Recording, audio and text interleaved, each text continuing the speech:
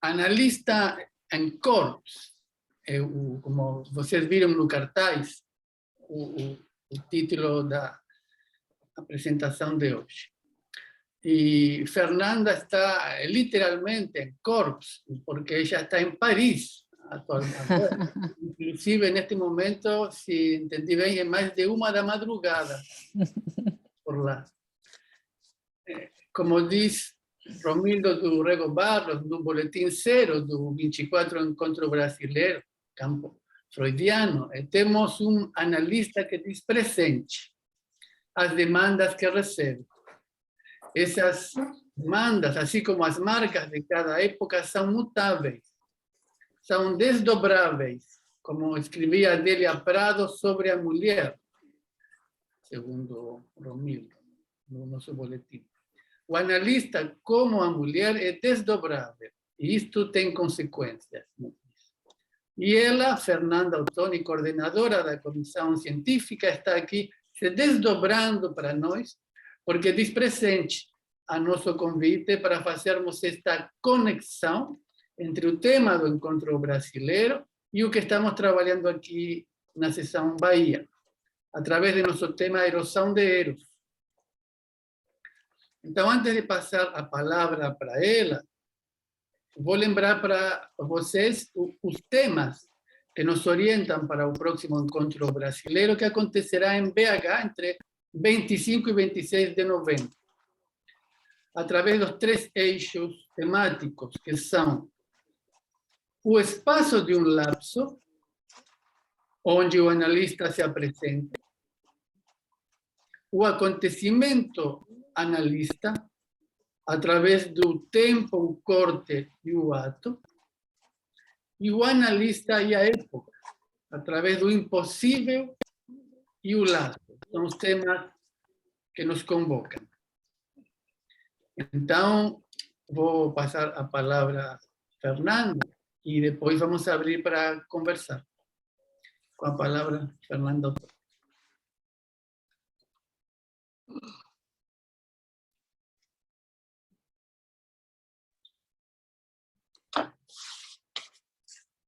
Bem, primeiro eu queria desejar uma boa noite a todos, né? Eu agradeço muito o convite da Seção Bahia, feito através da Marcela Antelo, para estar com vocês aqui hoje na Seção Bahia da EBP, que é uma atividade, né, Pablo, em conexão com o 24º Encontro Brasileiro, como o Pablo apresentou. E é sempre uma alegria estar junto dos colegas baianos, né? Cuja acolhida é sempre com muito axé, vamos dizer dessa maneira, e ainda mais para conversar sobre o tema do Encontro Brasileiro, o analista presente. Talvez alguns de vocês já tenham lido, né, o argumento que está no encontro, para o Encontro Brasileiro, que está no Boletim Punctum, e o texto que foi apresentado no lançamento, A Poética na Fenda entre Dois, também publicado no Boletim Punctum.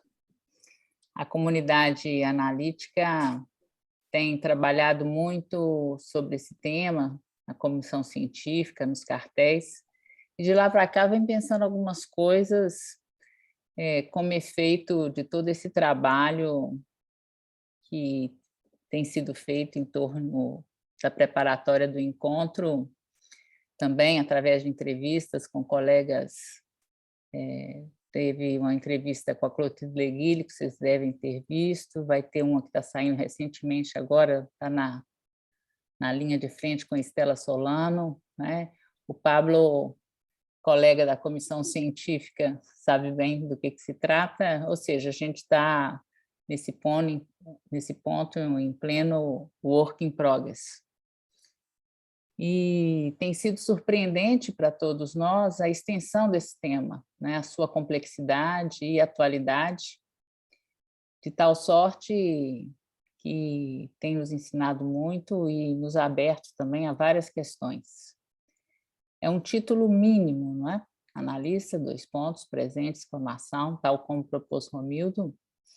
E esse efeito, né, de desdobramento, que o Pablo também tocou aí na fala dele, esse mínimo tem esse efeito de desdobramento porque ele pede uma interpretação, né? Ele pede para ser interpretado. E cada um tem que colocar aí o que há de seu para ler o que a clínica e a época escrevem sobre o presente. E estamos aí nisso engajado encore, né? Então, para hoje eu trouxe alguns desdobramentos do tema, atravessado aí de muitas perguntas, né? Tentando não repetir, mas é inevitável que isso aconteça. Então, o tema do encontro leva-nos a verificar, me parece, o enlaçamento entre o tempo e o corpo numa análise. Presente, do título analista, presente, se refere ao tempo, mas também à presença, o que implica um corpo. Portanto, a pergunta que eu me faço quando eu comecei a tomar essas notas é se uma análise pode acontecer prescindindo do corpo em carne e osso. Quando dizemos analista, presente, exclamação, na experiência analítica, do que se trata? Por exemplo, eu estou aqui presente nesse instante, como o Pablo marcou, né?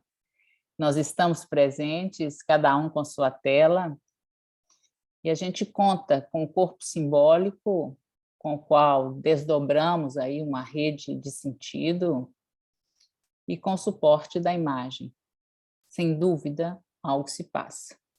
O corpo simbólico e as imagens permitem uma transmissão, onde cada um dá corpo a seu modo, como bem entender, no tempo que lhe convier. O que temos parece suficiente para uma transmissão epistêmica. Mas a minha pergunta é quando o que se transmite se passa numa dimensão que escapa ao sentido, cuja topologia para seu alcance requer ir mais além das duas dimensões. Requer uma topologia tórica, do toro. É possível verificar o real, acusar sua presença e manusear esse material sem um encontro entre corpos presentes? Coloco essas questões por me parecer crucial poder formulá-las quando se trata de verificar como que o analista faz par com a experiência do inconsciente em nossa época. A virtualização das trocas e encontros cada vez mais usuais no mundo hoje impõe-se e nos perguntamos em que condições a experiência analítica pode prosseguir sem prescindir dos seus princípios. O encontro brasileiro acontece nesse instante punctum da história da psicanálise, quando, em resposta à pandemia, a experiência de uma prática online aconteceu de forma inédita.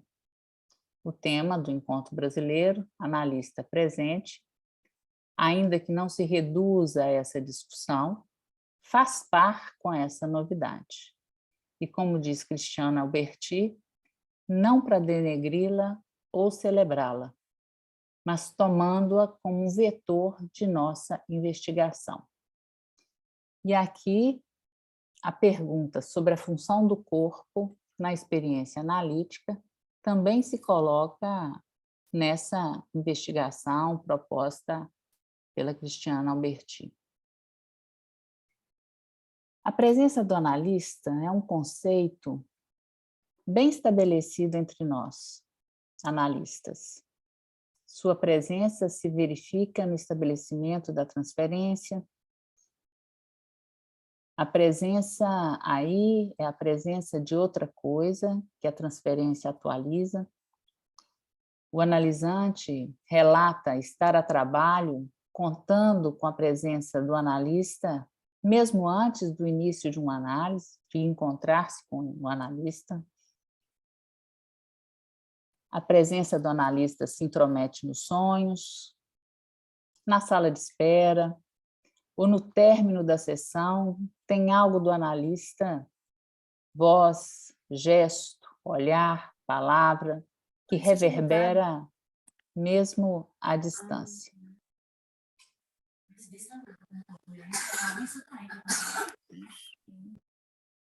Tem aí Vera Lúcia. Bem, a presença do analista que se reverbera dessa forma se manifesta como uma formação do inconsciente sob transferência. Mas, mais além de se referir à presença no campo do inconsciente transferencial, ou seja, uma presença articulada a um sentido, o tema do encontro brasileiro também evoca uma presença orientada em direção ao real,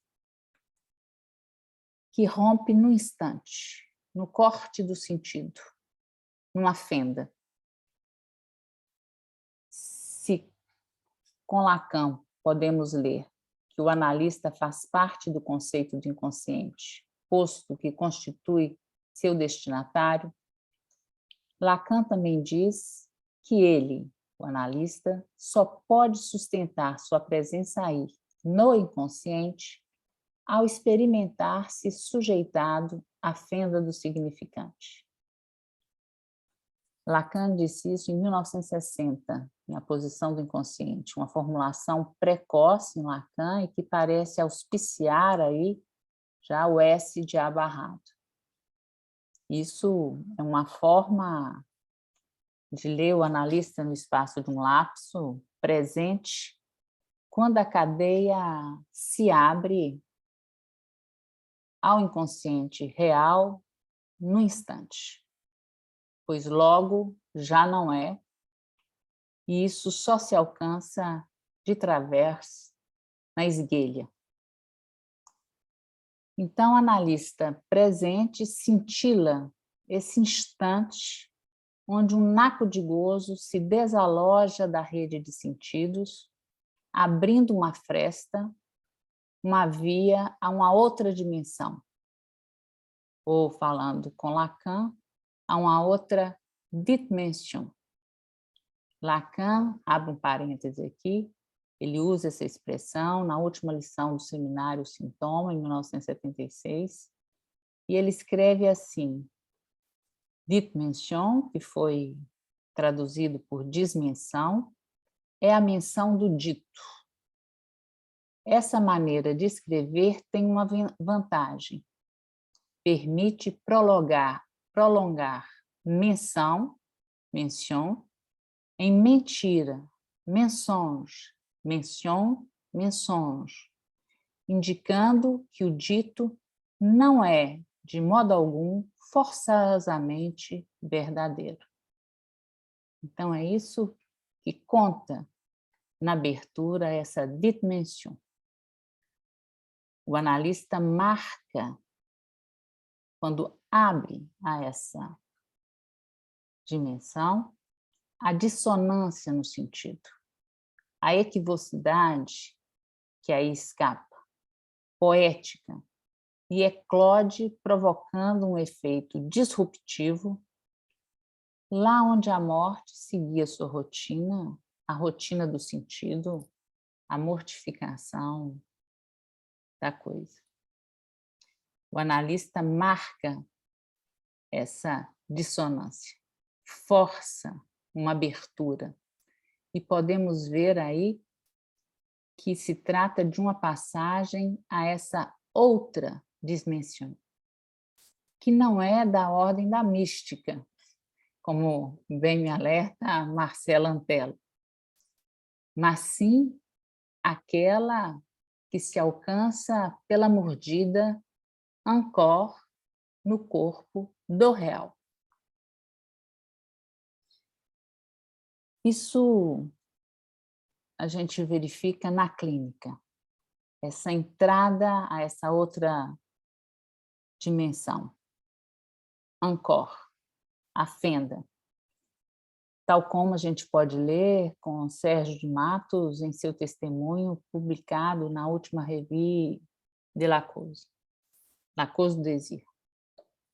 Ele conta que na primeira sessão, em que se encontrou com um analista de orientação lacaniana, porque ele já tinha feito outras análises anteriormente, ele destaca que encontrou um analista presente e interessado, que ao saber que já havia feito a análise antes, perguntou o que ele pôde saber com essa experiência. E ele respondeu que havia conseguido saber o que era o desejo de sua mãe. E sem nenhum constrangimento, o analista corta a sessão ao declarar: se você sabe qual o desejo da sua mãe, então a psicanálise não pode fazer nada por você.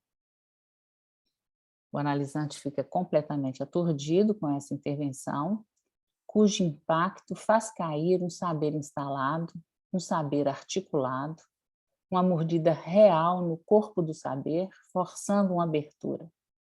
Segundo ele, uma intervenção, abro aspas, que me punha cara a cara com o não saber, me obrigava imediatamente a me situar. A gente vê aí que o analista entra, fura, corta o dizer, força o sentido do saber, que parecia bem costurado, perturba a defesa, um corte que separa S1 do S2.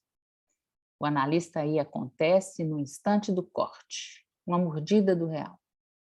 E é nesse momento vivo que toca o rastro do gozo que estava acomodado no saber sintomático, que servia mais de entrave e de mortificação.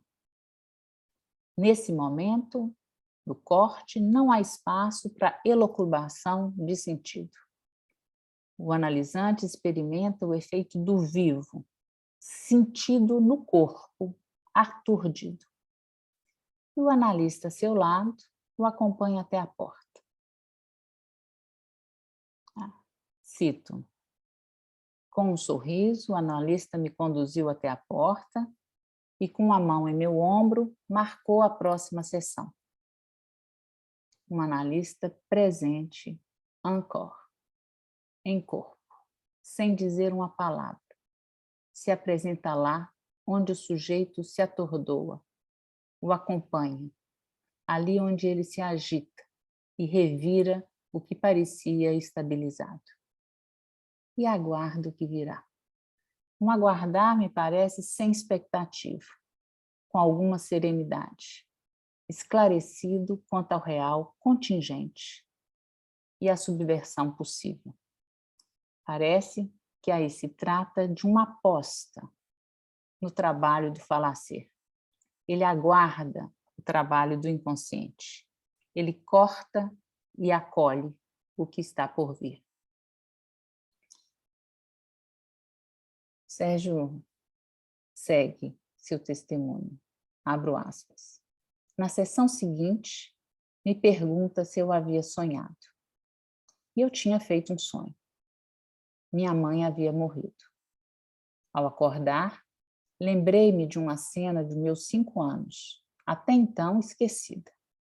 Após uma briga do casal, minha mãe se fecha em seu quarto, anunciando a intenção de se matar. Diante da porta trancada, grito, chamo, soco, desesperado. Nenhuma resposta. Em seguida me dá um branco. Desapareço. Recobro meus sentidos e memória quando um médico sai do quarto e diz que ela dormia. Era a cena traumática, chave de minha neurose infantil. Intensa angústia, terrores noturnos, nervosismo, falta de lugar, doenças. Me chama a atenção aí como o corte, a cena traumática aparece no presente. O ato, o corte, ao golpear a dimensão, alcança o dito do trumatismo apagado no dizer e o atualiza. Aqui também, tempo e corpo se enlaçam e força a entrada na experiência do inconsciente, onde o ato de um analista presente em corpo foi decisivo. A psicanálise é uma experiência que se faz com o corpo e no corpo.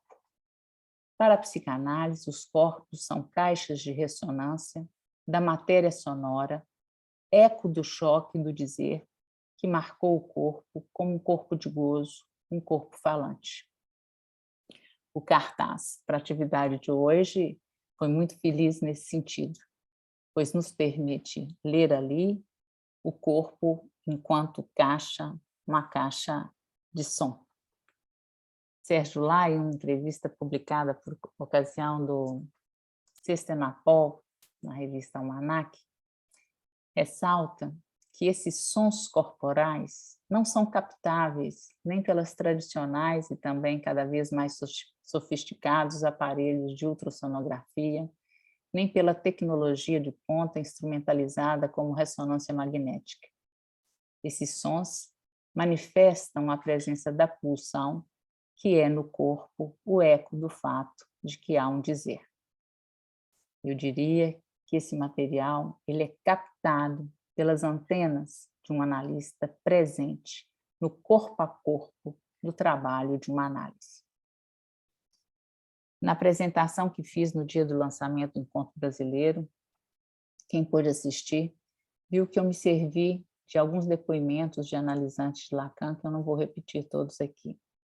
Mas me chama a atenção como nos testemunhos dos analisantes de Lacan, o analista em ato e com seu corpo, corta a rotina com sua presença perturbadora, acolhedora, nunca o mesmo, no par e passo da pulsação temporal que escande o dizer. Do início ao final de uma análise, vimos como Lacan, o analista presente, é um acontecimento.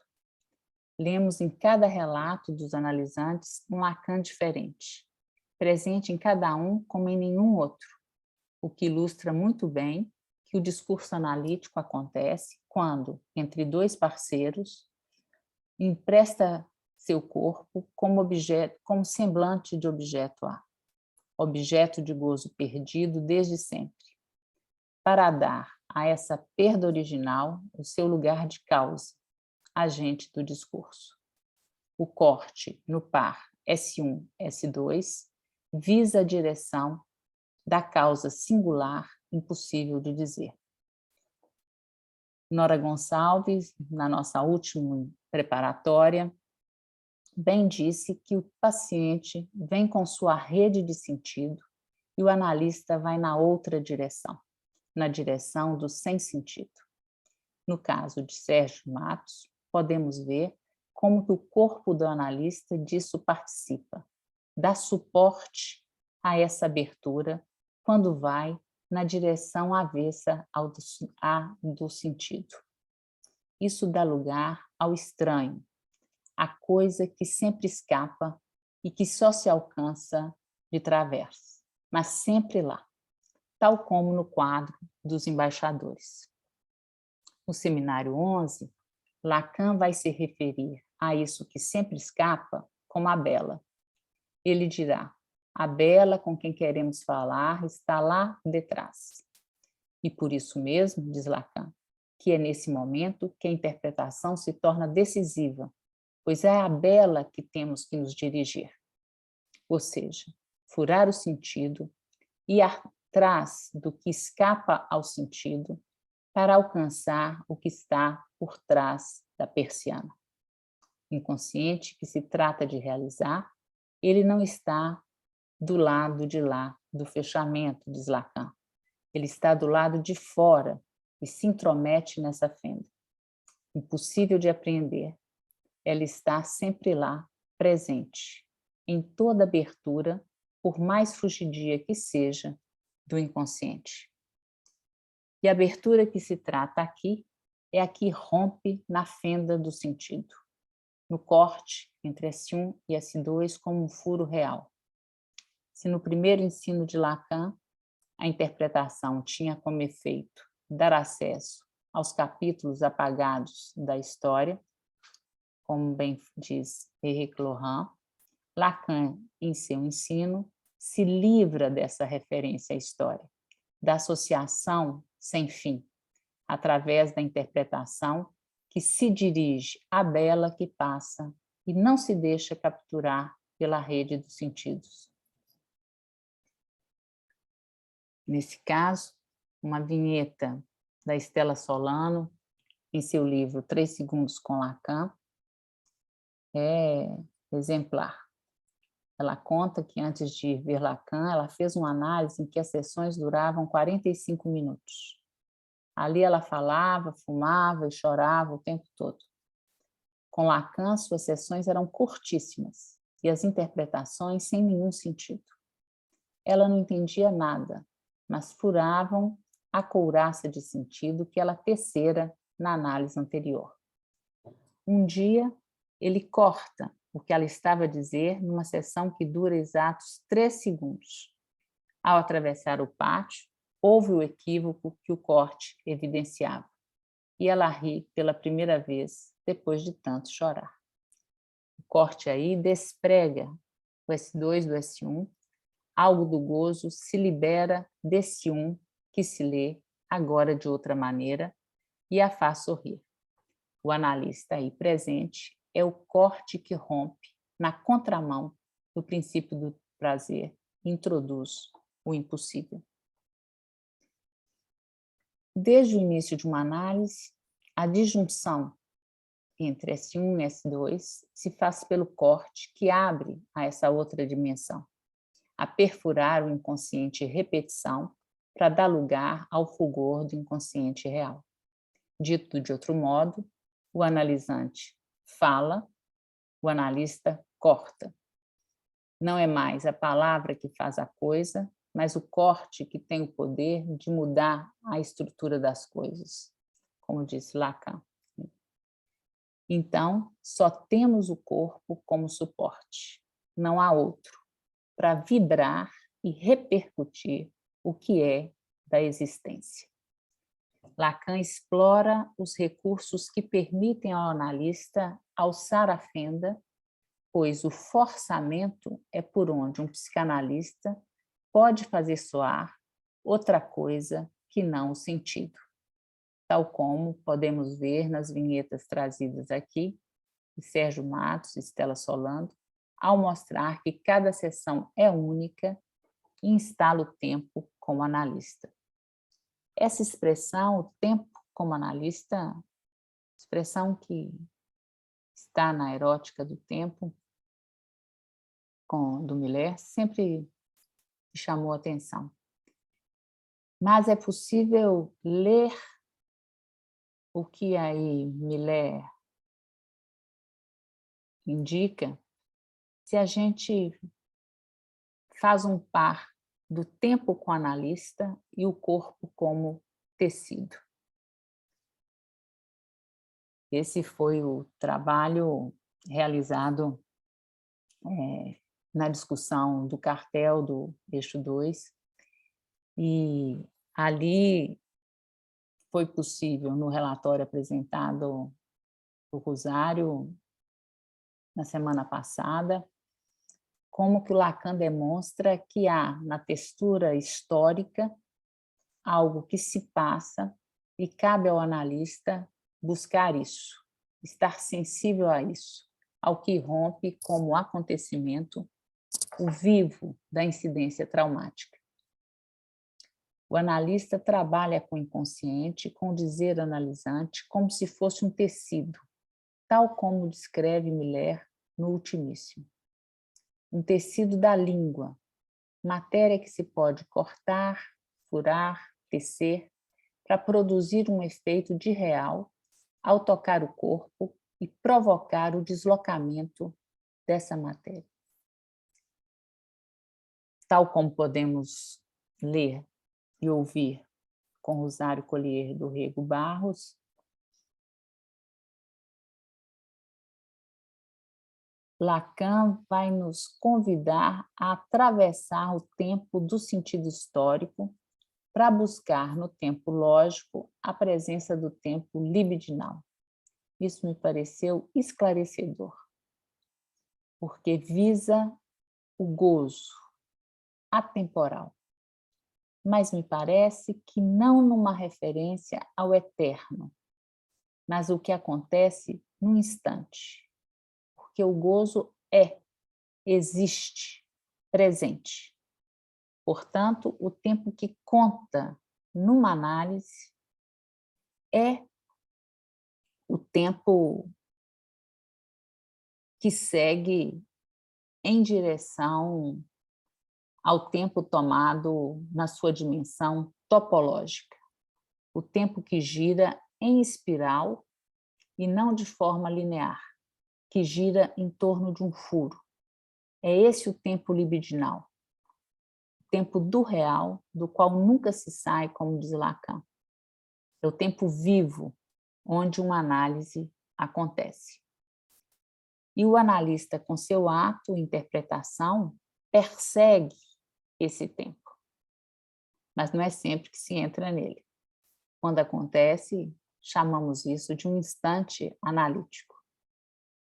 Para entrar nessa dimensão do tempo, Lacan toma o texto analisante como uma textura, um material têxtil, um tecido, e é com esse material que ele opera o giro do tempo, quando remexe e força o tecido através de reviramentos na superfície desse corpo têxtil, forçando a trabalhar, a reciclar o que está lá desde sempre, mas não sempre, para sempre da mesma maneira.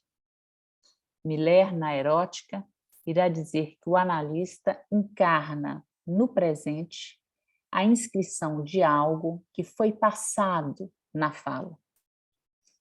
Mas o que é interessante nessa citação do Miller é que ele diz que isso não quer dizer que o analista partiria em direção ao passado.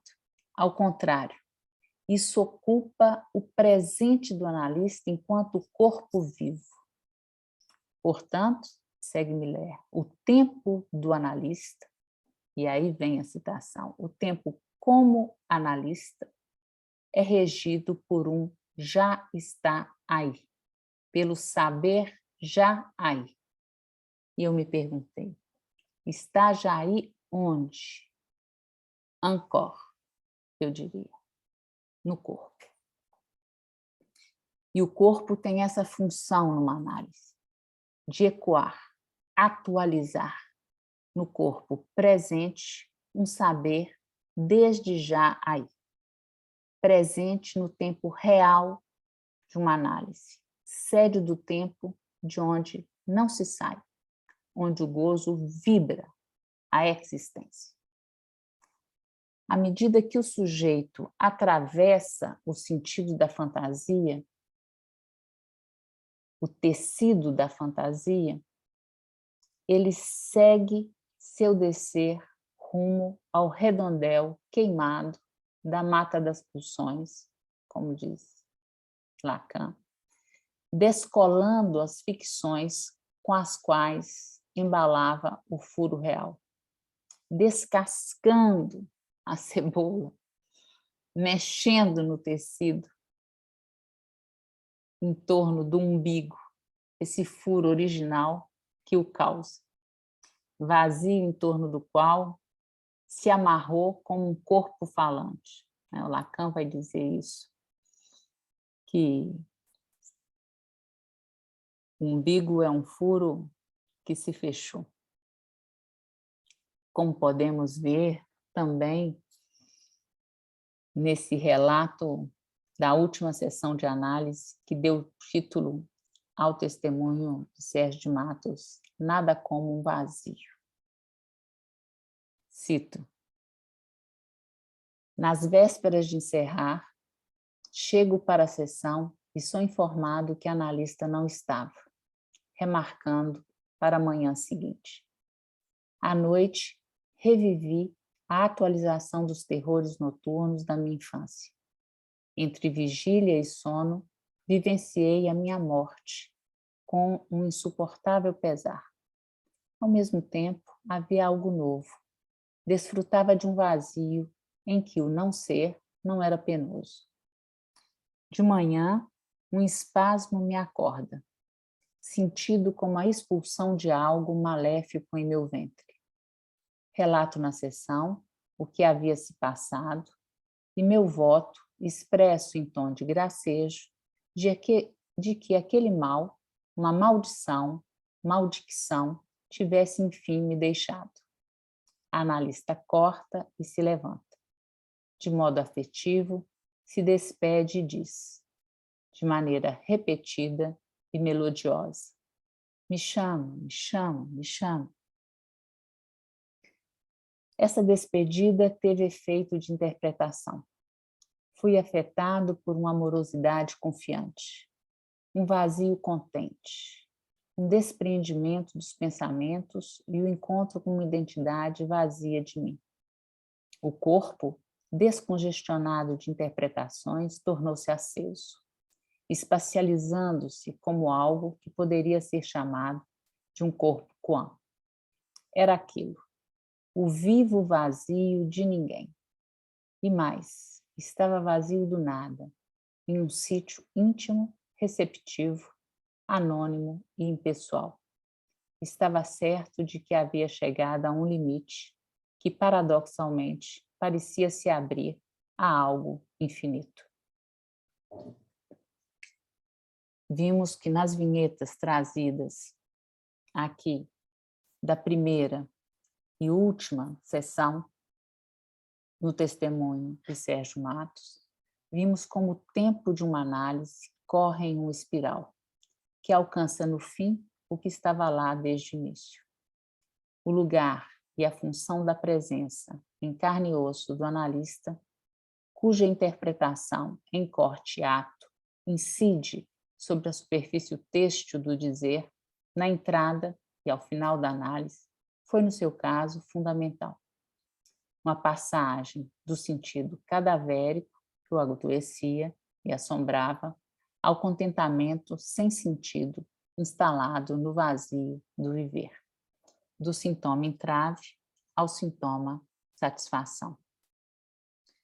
Uma análise dirigida em direção ao real, remexe no que está lá, presente no tecido desde sempre, e o subverte, o revira no corpo, numa aposta que isso possa se apresentar de outro lugar na trama do falacer, fazendo da experiência do inconsciente um encontro com o vivo, o reviramento do desde sempre escrito e não o inconsciente cadavérico no sentido morto. É a aposta no sintoma. Cristiano Alberti, em seu relatório sobre as disfunções do passe, se referindo a Jacques Lamillère, diz que o inconsciente cadavérico é reciclado no próprio passe.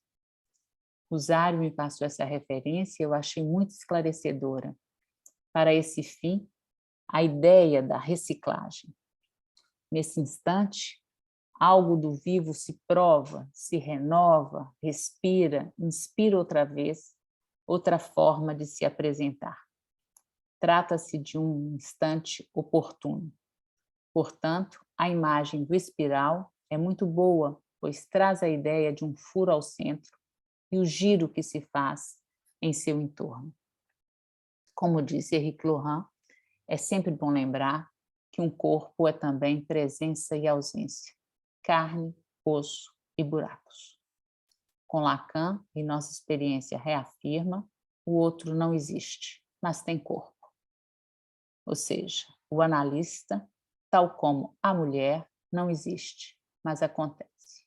É uma experiência de corpo, um acontecimento contingente e singular, pois é no corpo que o equívoco reverbera e a inexistência ressoa.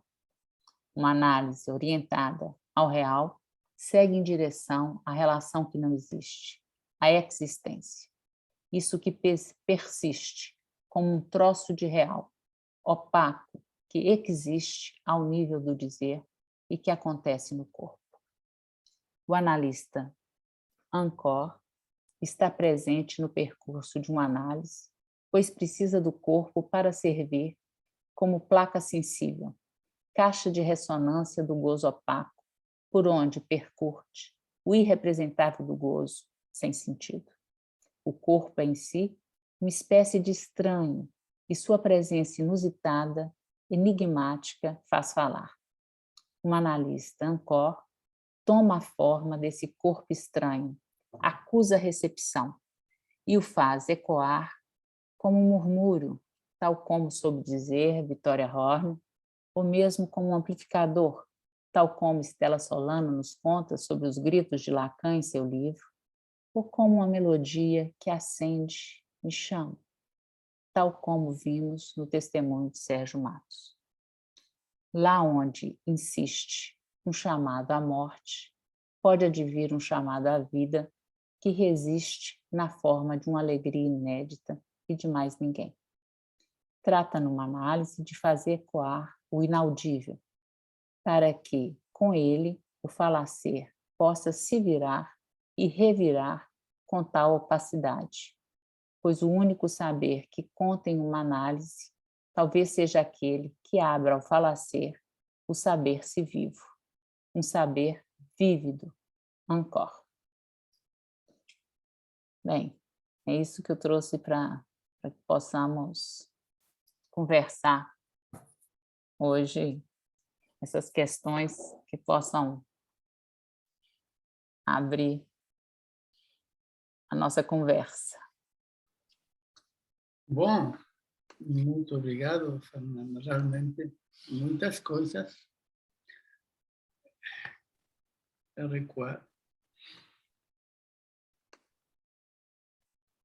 Eu anotei algumas coisas, vários pontos que você trouxe,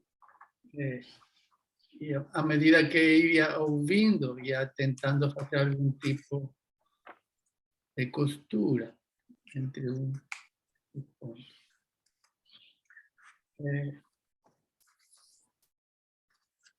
Antes de pasar a palavra aos colegas para conversarmos, eu vou destacar algo que me tocou bastante, a partir do caso que você traz, do testemunho do Paz, de Sérgio de Matos. A entrada, a questão da entrada, que você traz também a presença do analista através do estabelecimento da transferência. No caso, aparece, não sabemos o que antes, mas entendi que quando você traz a dimensão da suposição de saber no corpo,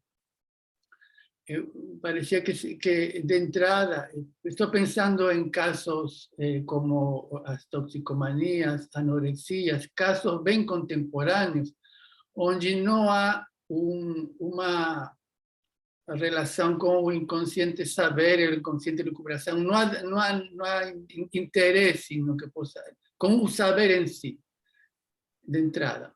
E o que você traz aí é uma intervenção do analista, mas ele supondo um saber no corpo de quem chega, uma intervenção que provoca o saber ao tempo que quebra o saber sabido, mas que não deixa de introduzir a partir de uma pergunta para o outro. O que você sabe do que você passou?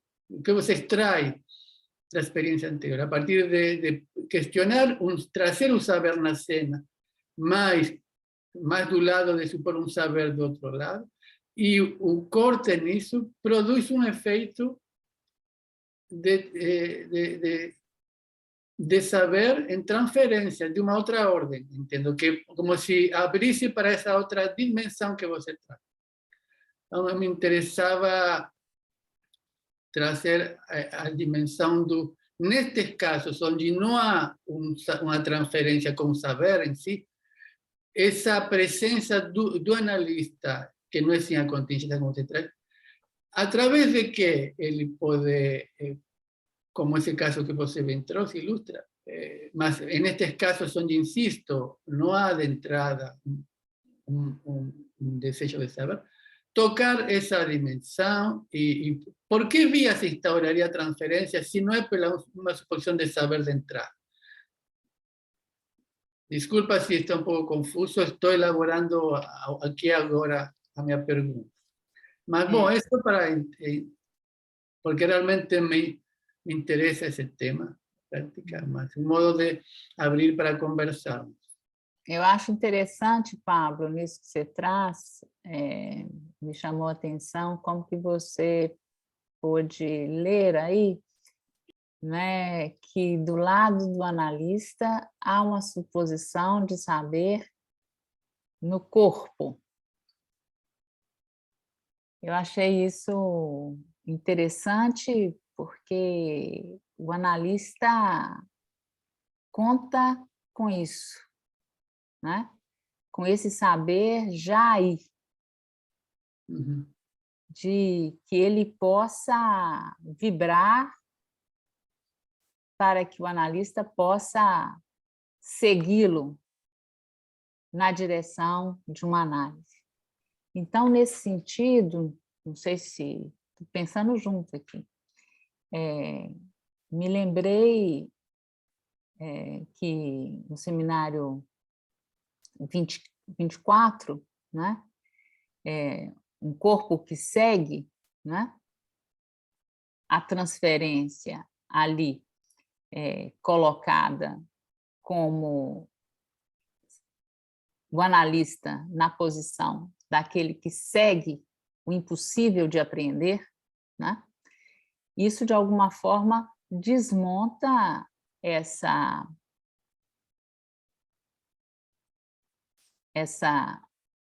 ideia de que estaria na suposição do saber o pilar da transferência, tão somente. A gente pode pensar aí que tem algo que se passa e que faz laço quando reverbera e o analista acusa esse saber ancor, né, como uma placa sensível. A gente vê isso em casos justamente onde não se trata de uma suposição de transferência, né? A gente vê, por exemplo, nos casos de psicose, né? Quando, não que não se trata de suposição, há também na psicose a suposição, mas alguns casos, quando o analista diz sim, há uma amarração, há uma invenção, e segue isso que, para o sujeito, tem função de uma amarração, isso produz um laço, né? Isso produz um encontro a seguir, né? Faz com que o sujeito retorne, né? Ele busca ali um eco, né? Um consentimento a essa amarração. Talvez naquela perspectiva de que a amarração ela se faz como de forma contingente e singular, mas é preciso que tenha ali mais alguns outros para dizer sim a esse laço, a esse modo de laço social, né? Então, não sei se estou pensando junto com você, mas eu acho que,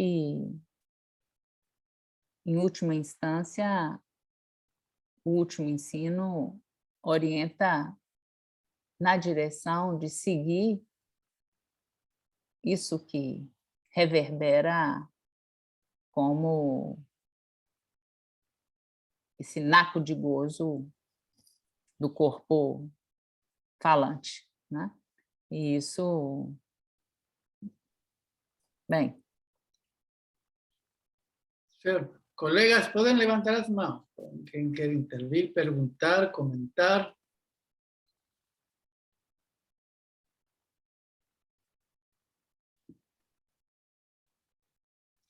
Eu não sei se eu não estou vendo aqui. Se tiver alguém com a mão levantada, a favor, me avise.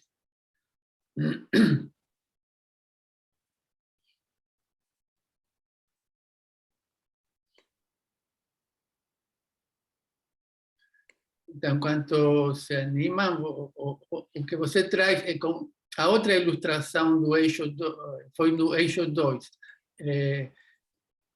O analista, parece que o analista encarna, e a partir desse colocar como no corpo a corpo, encarna aquilo com que o analisante tece, seja como objeto perdido ou não, mas que está aí, em certo modo encarna, en tanto encarna o objeto A, encarnaria o próprio elemento com o qual o paciente vai tecendo. Tomar o corpo como tecido, né? Isso é muito interessante, né? No sentido de que, de alguma forma, os elementos que montam o tecido do corpo, do falacer, né? Eles se amarram de alguma maneira, há uma concatenação, mas isso não significa que essa amarração se escreve para sempre, né? Ela pode se amarrar de outra maneira. Então, quando incide uma intervenção, incide um corte ou um acontecimento contingente, né? Como a gente vê aqui, que perturba o tecido, né? Ele vai exigir que isso se arranje de uma outra maneira. É possível ler de outra maneira, né? Então, me parece que é esse o material com o qual o analista trabalha, né? Tomar essa tessitura, né? Essa tecelagem aí, né? Que implica corpo e furo, né? Significante, o objeto, né? Tem toda essa dimensão de uma certa amarração na tecelagem, né? Uhum.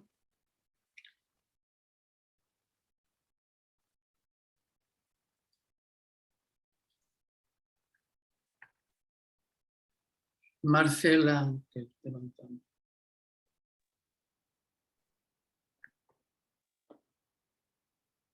Bom, em primeiro lugar, Fernanda, sempre é uma delícia te escutar. Y, bom, en este caso, me parece que o mais interesante es que, de fato, o encontro moviliza esse vetor de investigação. E acho que você deu passos muito interessantes em relação à tua intervenção, que foi recente. Isso quer dizer que o vetor de investigação está a jato. Eu queria te perguntar, saber se você conseguir dizer algo mais sobre esta coisa tão gostosa de Roland Barthes, do instante punctum, porque tem duas ideias que você trouxe aqui, não? Por um lado, a persiana, que para aqui na Bahia é um significante caro, porque fizemos uma jornada que chamava Persiana Indiscreta, e também pela Persiana Indiscreta de Chico Buarque, não? Da música A Flor da Idade. Por um lado, o que está por trás da persiana, acho que você falou assim, e ao mesmo tempo o que está do lado de fora. Então, esse instante punctum, eu entendia quando li a Câmara Clara de Barthes inventando esse punctum, que funciona mais do lado de fora, a segunda hipótese, mais que por trás da persiana. Então, que o Como analista assim? presente, claro, porque ele faz essa contraposição, não, entre o que seria um punctum e o que seria um studium, pelo que eu me lembro, não? Se alguém tem uma leitura mais fresca, ele dizia que podíamos estudar uma cena, ou podíamos virar uma placa sensível ao punctum que pode surgir numa cena, que é como se fosse uma mancha. Me lembro que um dos exemplos, um tinha a ver com a mãe dele, a mãe morta dele, mas tinha outro que me marcou mais, que era uma fotografia de uma criança que num dente tinha uma cárie. Então, você conseguia estudar a foto, uma criança na rua, brincando, digamos, você conseguia associar e representar várias coisas, né? Simbólico, imaginariamente, porque conseguia dar conta da cena, mas que tinha aí algo que suspendia o sentido, do qual você não podia dizer nada, mas que sugava você, esse ponto que era a cárie no dente dessa criancinha. Então, esse instante ponto que você sublinhou assim, em relação ao tempo, que gostei muito disto que você resgatou da erótica, seria mais parecido a uma mancha na cena que algo que se possa estudar, não? Então, analista presente nesse instante significa algo que desorganiza a representação. Sim. Minha pergunta tem a ver com esse instante pontum que achei muito, muito bom. O tempo como analista me encantou. Isso E o também sempre, instante pontum. isso também sempre foi uma questão para mim. Eu te acompanho, porque eu achei interessante assim que no percurso de uma análise, desde o início, né, está atento a esse instante onde a cadeia se abre, onde o sentido não dá cola, né? Ou seja, essa mancha no dente que perturba, que desfaz a rotina mortificante, né? Porque é esse ponto que pode abrir a uma outra concatenação. É assim que eu tenho lido, né?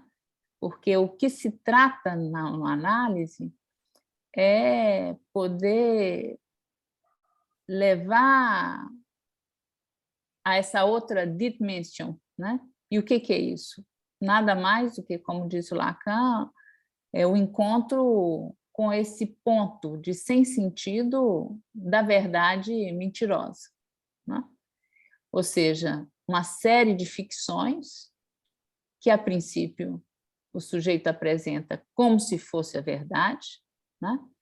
Para, no percurso de uma análise, se dar conta que a verdade tem estrutura de ficção, né? Porque é a partir desse ponto, dessa mancha, né, irredutível, desse ponto opaco, que se tece uma ficção possível e que se segura nisso. Mas é ao desmontar, é quando isso se desmonta, que algo que toca esse irredutível da origem, da causa, né, e permite o sujeito concatenar de uma outra maneira, numa nova ficção, né? Isso vai de ficção em ficção, né, até o fim, até esse vazio, lugar de mais ninguém, mas que tem um vivo aí, porque sempre que toca nesse lugar de mais ninguém, né? Esse lugar que não se concatena, o corpo vibra, né? Isso é indiscutível numa análise. Há um clarão, há uma impressão de um vivo. O corpo vibra nesse momento, né?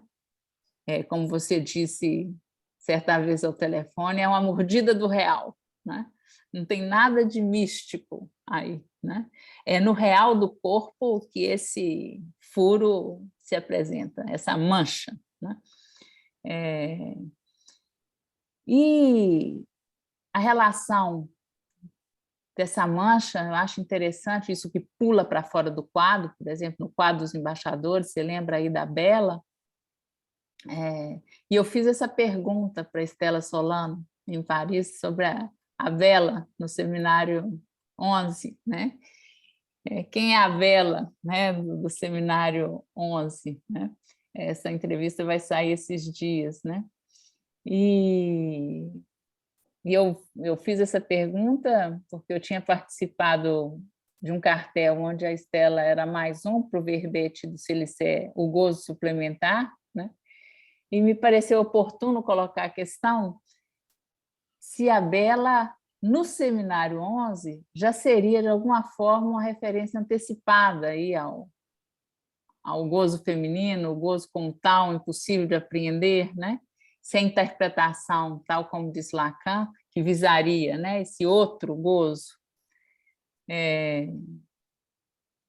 Mas vocês verão na entrevista que ela faz uma bela formalização sobre a Bela, né? Que on dit femme. E que como que é no seu encalço com análise persegue. Mas, Marcelo, eu acho que talvez você possa também nos falar um pouco também, já que a gente está nesse tempo, né, de preparação rumo ao encontro brasileiro,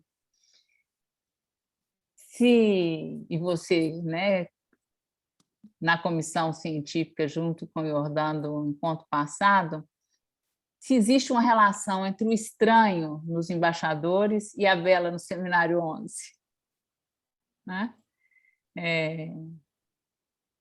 Bem, o que pula do quadro, atrás da persiana, né? Enfim, acho que a gente tem um ponto aí também de pesquisa. Si Marcela quer comentar algo, na sequência tem Jordán e Marcelo Vera. No, solo que está nos mandando a trabajar, como es típico. Recebido. É verdade. Eu não posso falar muito do embaixador agora, mas a bela apresentação que Fernanda fez me levou a pensar em algumas coisas, e principalmente porque há pouco nós estávamos no núcleo de psicose e trabalhamos um texto de Cook Mildiné, da Argentina, dentro de um livro Variações do Humor, organizado por Jacques Lamillet, que é o tema que nós estamos trabalhando no núcleo de psicose. E, coincidentemente, o tema era vazios. E esse texto, tem muitos colegas que estão aqui agora que estavam conosco nessa discussão, e eu até tinha anunciado que nós íamos continuar a discussão aqui no seminário. E nesse texto ela fala que o analista precisa fazer ressoar o vazio da significação na análise. E como você trouxe alguns exemplos clínicos que me pareceram muito interessantes, eu fiquei pensando no exemplo do Sérgio de Matos, que a intervenção do analista inicial justamente mostra o vazio da significação, aponta para o vazio da significação a partir do que ele diz saber do desejo da mãe. E que ele, foi a maneira que eu li, responde, dá uma significação com o sonho que ele tem com a mãe, né? Que aparece aí a morte. Então, este é o vazio do início de análise e o vazio do final de análise, que é o vazio não penoso. É um vivo, como você disse aqui, vazio de ninguém. Então, Ele que diz. né, que você disse, que ele disse, que, portanto, são duas abordagens distintas no início e no final da análise em relação ao vazio. Mas nesse texto também que nós estudamos, tem uma referência que me pareceu muito interessante, que tem muito a ver com a presença do analista, que é o corpo tomado na transferência, que situa fora do analisando seu íntimo singular, e que só com a presença do analista é que isso pode aparecer. E um bom exemplo clínico que eu evocava há pouco, nesse núcleo nosso, é a paciente de Lacan, a Suzanne Rommel, alemã, que sonha que todo dia, às 5 horas da manhã, ela despertava, e ela associa esse despertar às 5 horas da manhã com a hora que a Gestapo ia buscar os judeus em casa. E que Lacan se levanta e acaricia o rosto dela, né? Um gesto à peau, um gesto à pele, que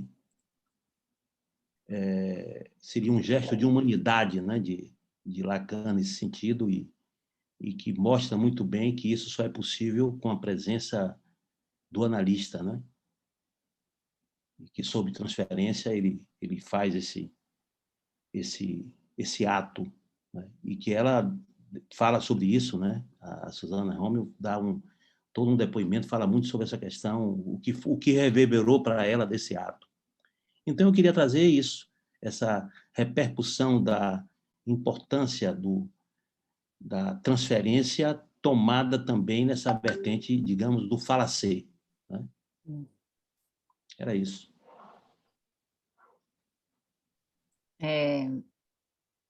Não sei se a gente... Sigo? ¿Você quer responder algo a Jordán o Marcelo Velas intervém agora? Do jeito que você quiser. Posso responder, Jordão? Porque eu achei interessante aí, Jordão, nisso que você traz, que foi algo também que me chamou muita atenção. Eu não sei se eu consegui transmitir o tanto que me chamou a atenção a entrada aí do analista na primeira sessão, é que ele faz uma intervenção, um corte, né? Se você sabe qual é o desejo de sua mãe, não tem nada que a psicanálise possa fazer por você. Ou seja, um corte radical entre o S1 e o S2 na rede do sentido, né, do saber. E o analisante aturdido, aí, nesse momento, o analista entra com o corpo. Ele segue, acompanha até a porta, coloca a mão no ombro e, acolhedor, marca para voltar no dia seguinte. Tem uma equivocidade aí, né? É um corte e permite, né? É um corta e acolhe, né? E que permite... Era no corpo, como você disse, né? Isso, e que permite ao sujeito voltar. Tem uma aposta aí do analista, ele não sabe o que vai advir, mas tem uma aposta que esse corte descolou alguma coisa, aquilo que eu estava dizendo, tem algo que saiu do lugar e força o trabalho do tecido do inconsciente, né? Tanto é que na próxima sessão a analista pergunta: você sonhou? Ou seja, tem uma aposta aí que o inconsciente vai entrar a trabalho. E o que surge? O que nunca apareceu, a cena traumática. Sim. Né? Que vai reverberar até o final da análise, né? Na última sessão, isso reverbera. Então, eu acho isso assim, muito interessante pensar como... Não tem ainda a resposta, mas assim, eu acho que esse trabalho, acho que os casos que virão para o Encontro Brasileiro vai nos permitir verificar isso, né? Também, porque esse tema é um tema que se verifica na clínica, né? Eu acho que a gente precisa da clínica, precisa da pragmática para verificar a extensão aí dessa presença, né, do ato, do corte, né, o que isso faz. Mas pensar o vazio, eu estou nesse ponto, né? Pensar o furo como um dispositivo do tecido, né? Como ali você tem uma tecelagem, né? E que você tem ali o traço de gozo, mas que ele pode, naquele tecido, se arranjar de uma outra maneira, ser lido de outro modo. E o furo participa dessa mexida, dessa remexida do tecido, né? Enfim, estamos aí. Que venham os casos. Mas aí tem o Marcelo, né? No sé si Marcelo Veras ainda quer falar, porque retiró a mão. Ahí está Marcelo. Não, eu retirei a mão só para ficar aquele monte de mão assim. Ça va? Ça va bien à Paris? Ça va bien. Ah, formidável. Aí, nossa, eu sei que está de madrugada aí para você, minha amiga. Pois é, eu acho assim, gostei demais do que você, assim, a pegada, o modo como está se construindo, né, se formatando o nosso próximo encontro, o 24º, e você justamente falava agora da questão do furo, e não sei, talvez assim, eu tenho um entendimento que o furo, o analista não fura.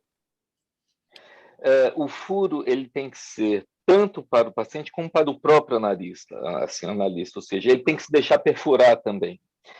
E eu vou te dizer isso a partir de uma experiência que eu tive hoje, de me sentir furado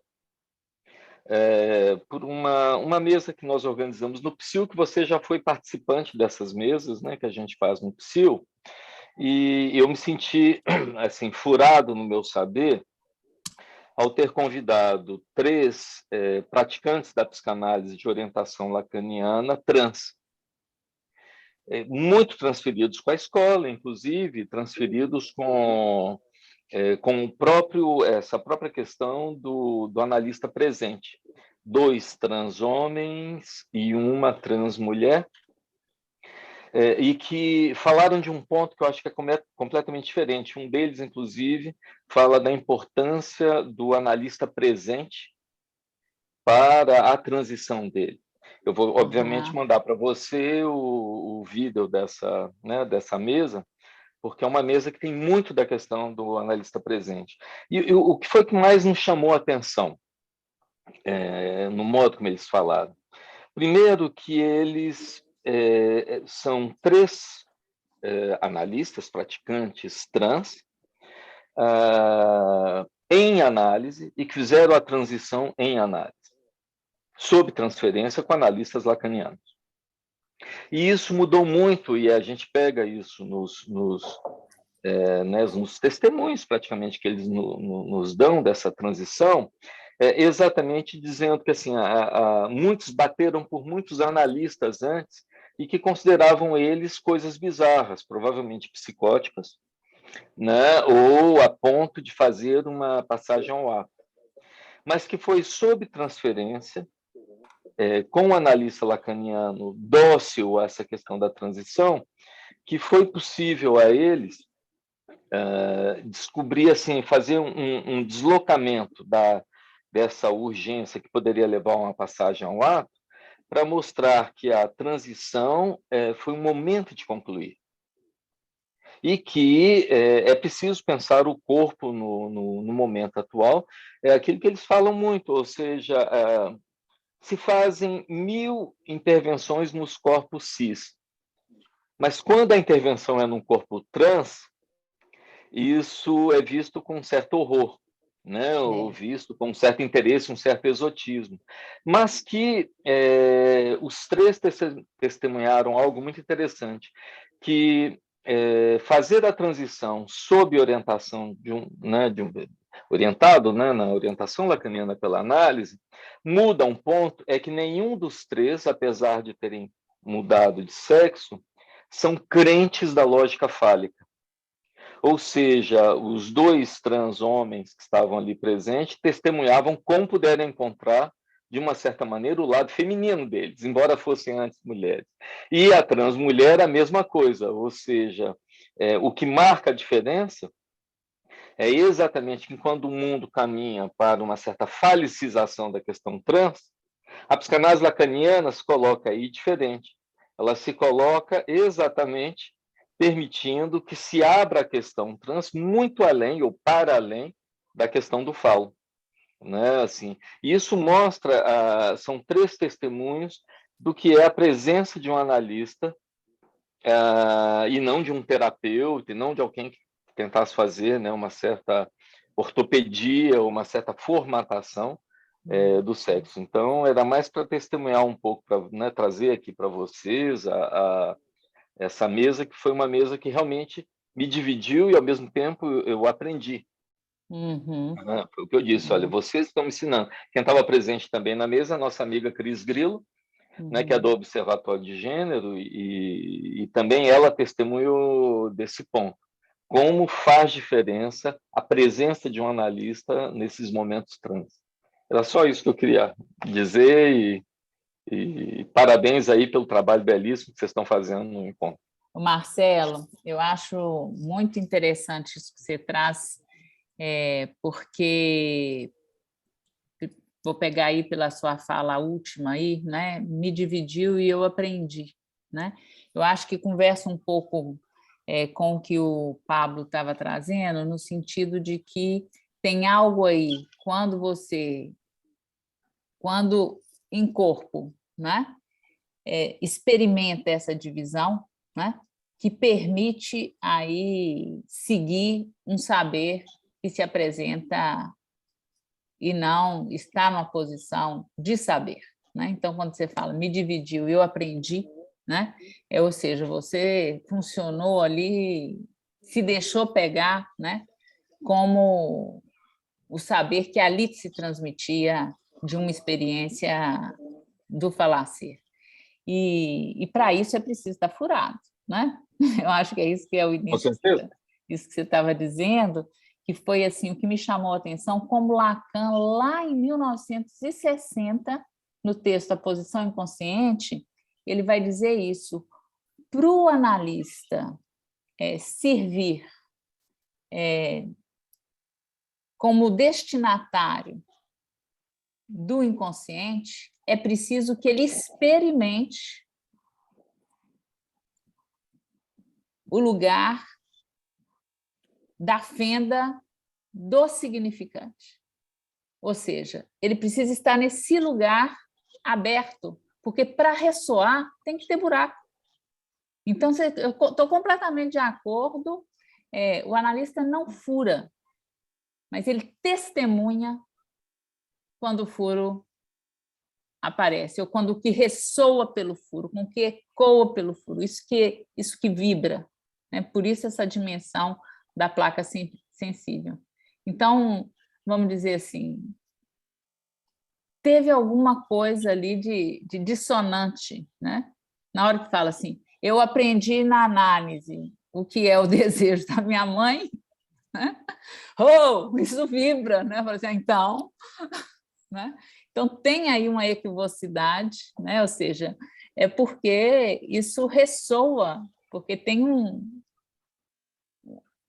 furo, né? que ressoa, que ecoa algo disso. E isso que você traz, né? Eu acho que a gente tem muito a aprender mesmo. Teve agora em Paris, né? A experiência da discussão de casos clínicos, né? Trans, né? E que Miller, ao final, ele fala da solução trans, né?